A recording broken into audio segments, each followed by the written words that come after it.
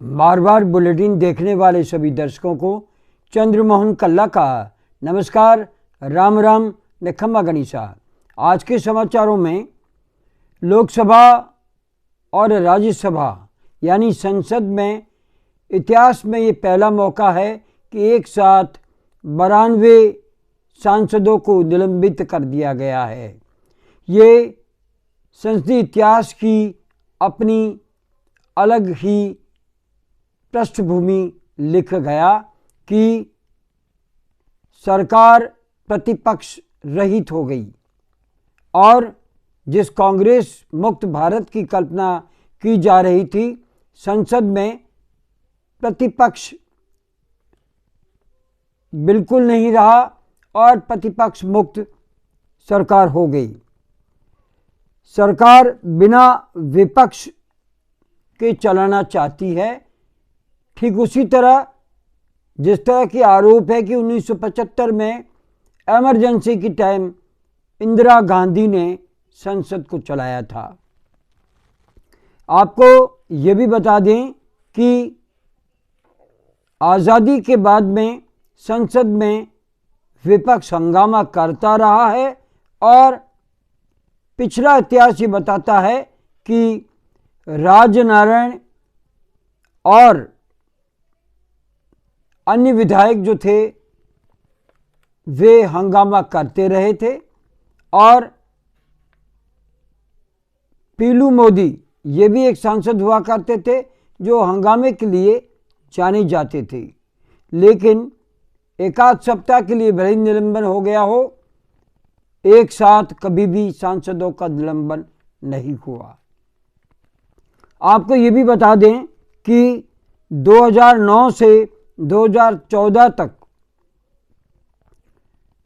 मनमोहन सिंह की सरकार थी, उसमें अरुण जेटली और सुषमा स्वराज जमकर के हंगामा करते रहे और संसद को नहीं चलने दी, लेकिन एक साथ तब भी भारतीय जनता पार्टी के सांसदों को निलंबित नहीं किया गया था। अब ये कहा जाने लगा है कि आक्रामक नरेंद्र मोदी की सरकार आक्रामक रुख अपनाती है और अध्यादेशों की सरकार हो गई है। हंगामे का कारण हम आपको बताना चाहेंगे कि संसद में संघ को लेकर के विपक्ष चाहता है गृह मंत्री आए और अपना बयान दे, और गृह मंत्री अमित शाह संसद में आकर के बयान नहीं दे रहे। इसको लेकर के हंगामा हुआ है। निसंदेह राज्यसभा और लोकसभा में ये कहकर के सरकार पल्ला झाड़ लेगी कि लोकसभा अध्यक्ष और राज्यसभा के स्पीकर ने ये निर्णय लिया है, हमारा इससे कोई लेना देना नहीं है।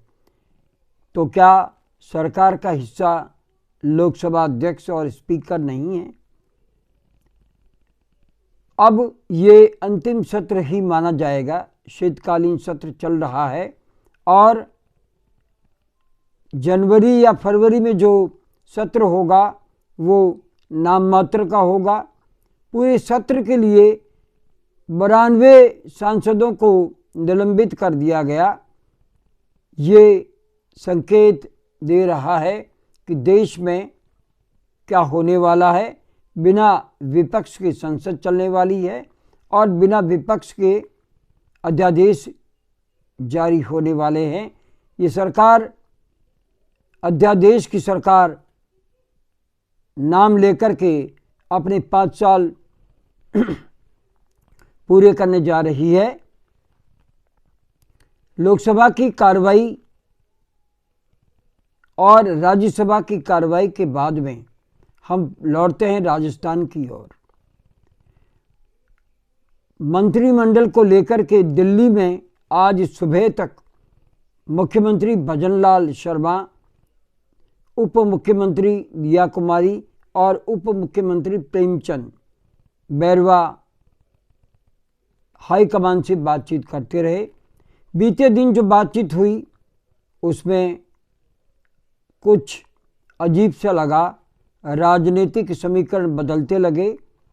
कारण था कि विधानसभा चुनाव हार चुके राजेंद्र सिंह राठौड़ और सतीश पूनिया को इस बैठक में बुलाया गया। दोनों नेता चुनाव हार चुके हैं।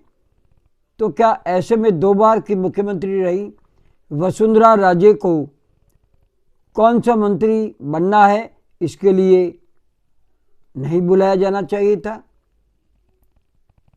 मामला कुछ इस तरह से राजनीतिक चर्चाओं में बदल गया है कि क्या वसुंधरा राजे की हाईकमान से दोस्ती हो चुकी है या कोई पैक्ट हो चुका है कि वसुंधरा राजे अपने पुत्र दुष्यंत को राजस्थान में मंत्री पद दिलाना चाहती है और झालरापाटन से उन्हें चुनाव लड़ाना चाहती है और खुद लोकसभा का चुनाव लड़कर दिल्ली जाकर के बड़ा ओहदा लेना चाहती है।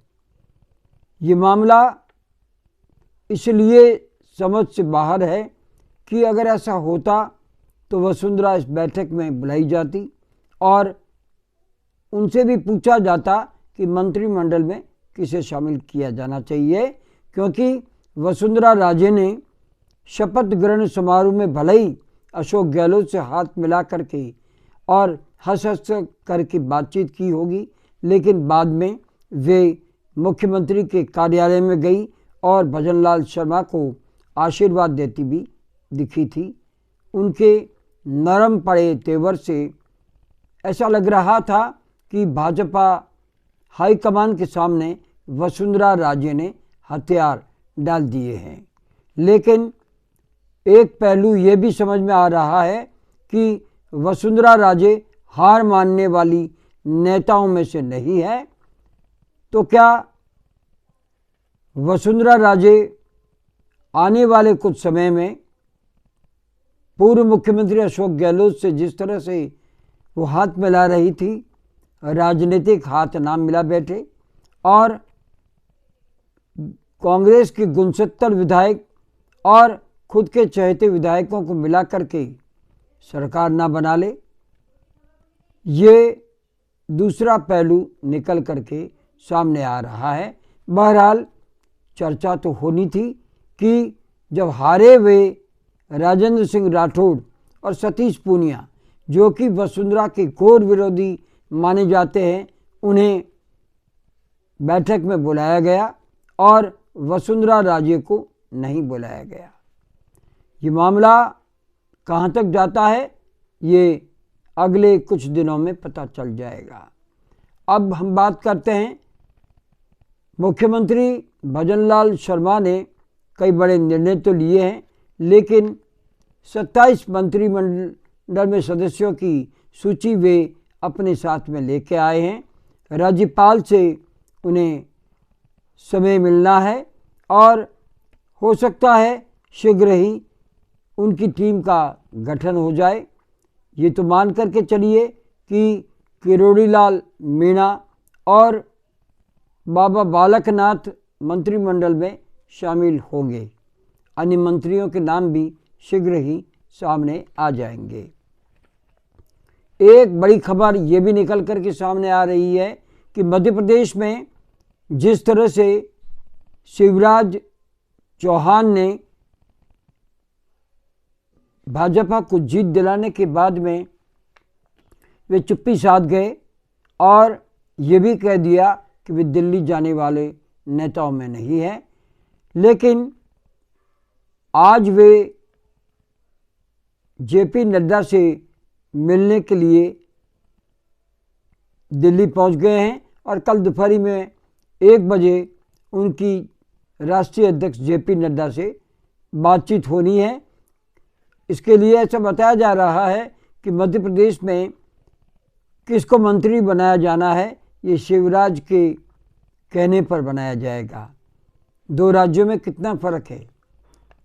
शिवराज चौहान जो हाल ही में सत्ता में थे और सत्ता लेकर के भी आए, तो उन्हें दिल्ली बुला लिया गया और एक वसुंधरा राजे थी, बड़ी कद्दावर नेता राजस्थान की, उन्हें मंत्रिमंडल में कौन होना चाहिए इसका सलाह मशवरा करने के लिए दिल्ली नहीं बुलाया गया।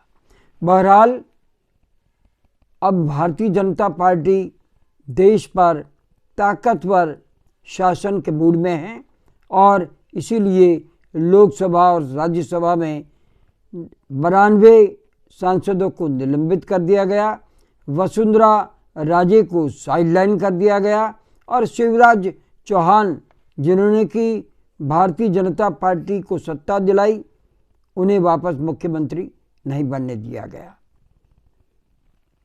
आने वाले कल को समाचार बुलेटिन लेकर फिर हाजिर होंगे।